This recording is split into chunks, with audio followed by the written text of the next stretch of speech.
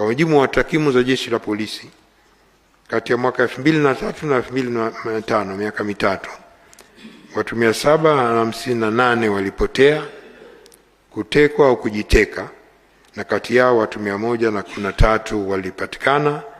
na mashauri 8 yalifunguliwa ambao upelelezi unaendelea. Hivyo kwa jumla ya watu 758 waliopotea, kutekwa au kujiteka kwa sababu mbalimbali, watu 445 hawajapatikana. Takwimu hizi na akisi malalamiko ya wananchi kuhusu masuala ya utekaji na kupotea kwa watu.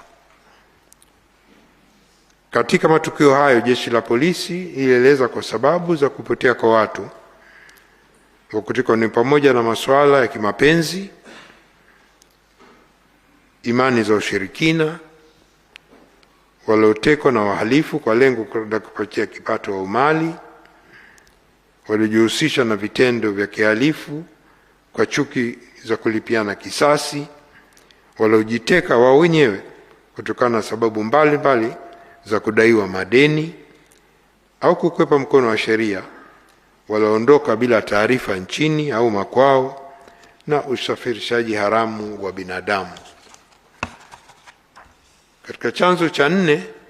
ni utendaji wa baadhi usioridhisha wa baadhi tu ya watendaji na watumishi wa umma, hususan ngazi za chini,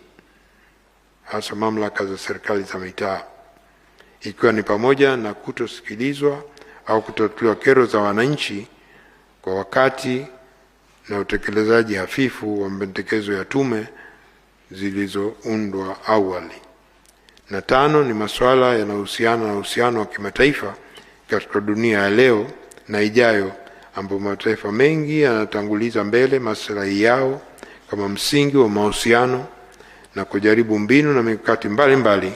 ya kujiwekea katika nafasi nzuri kuendelea maslahi yao katika nchi nyingine, hasa zinazoendelea na zenye rasilimali nyingi.